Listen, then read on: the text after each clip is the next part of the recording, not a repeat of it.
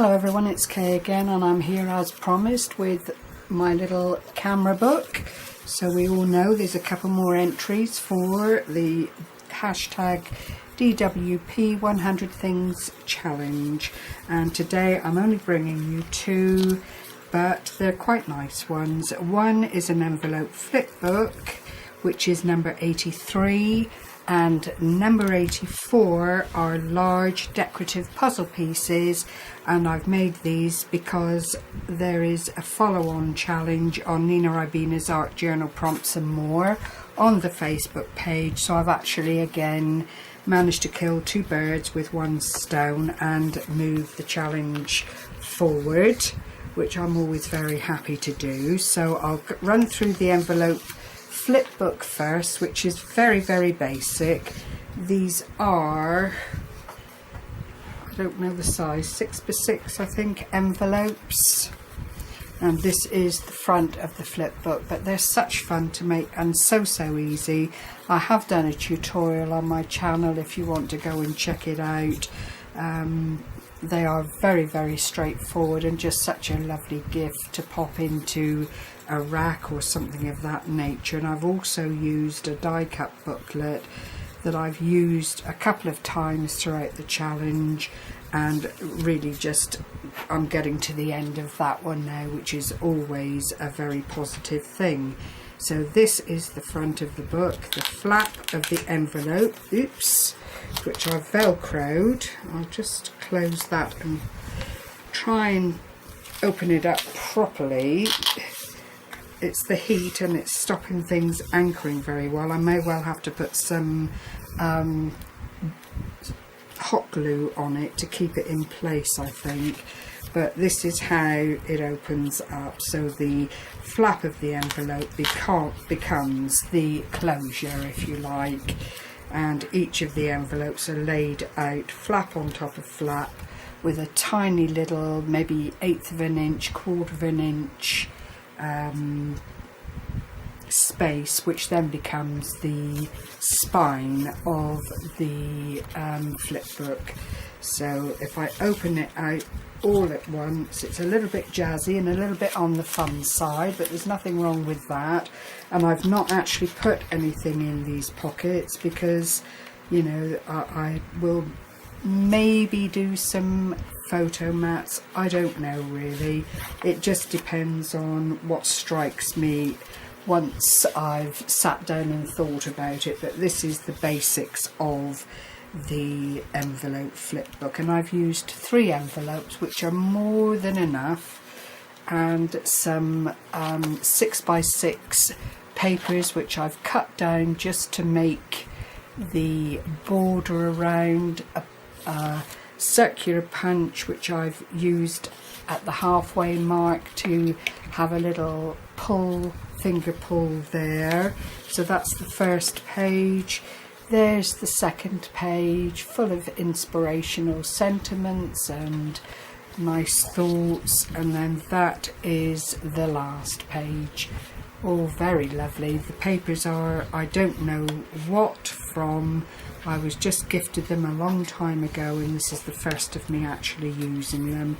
They're double-sided, so they're very good quality, and it was just a loose bundle of papers. And whilst I'm saying that, I think it was probably Melissa Hatton, and it might have been in a challenge that she held, and I was one of the lucky draws. Quite possibly. However, that is how the inside of the folder looks. And then when you fold it over the other way, you've got the front page here that you've already seen with the little Velcro dot. This then is one of the inside pages, all very lovey-dovey, and then this is the back page with the banner and all that kind of thing. Very much on vogue for a younger person, I would say, maybe a teenager, I don't know, even an older teenager, who knows. You know, it's a lovely flip book, and I'm absolutely delighted with how it came out and how it's finished. So you know, that seemed like a good one to put into the 100 Things challenge. And the next one is number 84, which are the large puzzle pieces. And as I've mentioned a couple of times now, maybe even more, I joined Nina Ribenas Art Journal Prompts and More on Facebook, and Nina sets us a challenge at the beginning of every month, and this month it's puzzles. So the first challenge was the decorative dominoes, which I featured in a previous video, and this one are the puzzle pieces. Now, I did say I probably wouldn't be able to do this, but Nina suggested on her video where she was doing something to show you what she meant by the challenge, she mentioned going on to Google, finding a puzzle piece, printing it out, and then using it as a template, which is what I've done. So here is the first puzzle piece, and it really is ginormous. It would be probably the size of one of the floor puzzles that you would get for your grandchildren or the young children in the family. And all I've done basically is lined it with paper. I've used a fragment of a napkin here with print on it. It wasn't necessary for it to be red, but I just wanted that ribbon effect. I've then used some lace trim in the corners and reinforced the heart shape here, because what I've said on the saying in the corner here is have an open heart. I've picked up this image that I've had for some time. I was an avid collector of decoupage and images that I could use over and over again, and found this one and decided that was the young lady I wanted to use on my jigsaw piece. Then I searched out one of my old little appliques and a lovely acrylic heart, just to utilise the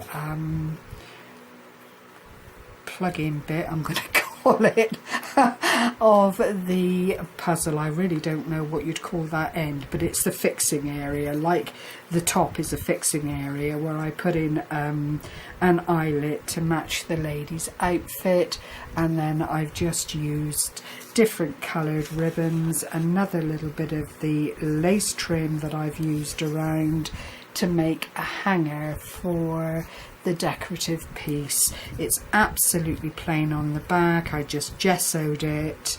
I haven't got any black gesso, so it's had to stay with the white. And on the front then, once everything was attached, I just used some Mod Podge to seal the components and keep them all together. So that's the first piece. And then the second piece is somewhat smaller, but again I've gessoed and used the napkin to make it all work to my preference. I've put 2 eyelets in this time, one for the top decoration, which is just brown ribbon, a metallic bow, a pearl flat back, and again that can be extended to make a hanging bit if required. I've utilised one of the bountiful love signatures here, and that was from one of those wedding table packs of wooden embellishment bits, and I just picked them up when I saw them in the sale back along, and they have come in extraordinarily handy. Live your dream with passion is the sentiment on this one.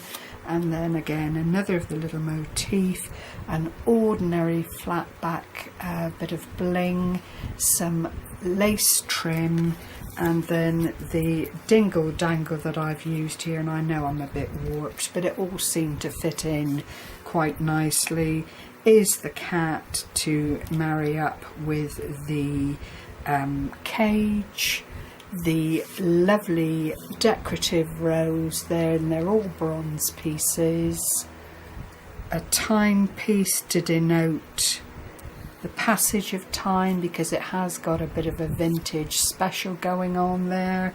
And then finally the bird cage. I don't know if you can see that in this light, but there is a teeny weeny little bird in it, and I just thought that finished off the whole thing quite nicely, and I was absolutely pleased to bits. I've never done a decorative puzzle piece before, so it was very nice to bring something new yet again to the table. And you know, as I say, quite happy with how they've turned out, and I hope other people will be inspired by them too. It's just such a lovely thing to do. I have seen them on YouTube. There are lots of images and so on Google, and I believe Pinterest has a wealth of them as well. And I also know Candy Tiggs over in America, a lady I follow very, very regularly, had did a project of her very own when she was in a card swap, and they just look so lovely. So I'll leave that with you once again, and thank you very much as always for joining me in my 100 Things challenge. I will be back in a day or two when my poor old brain comes up with something else, or if indeed the light goes on when I'm watching videos and things and I feel it's something that I can do for the challenge that will take me forward once again. So at number, I've got to do it, number 84, I have just 16 projects to do. Thank you so much everyone, your support is hugely appreciated. Take care everyone, and be safe in the heat. It's going on a bit is all I'm going to say, not to complain, but because people are beginning to show signs of wear and tear and not sleeping well and so on. So be safe everyone, and rest when you can. Take care for now, bye bye.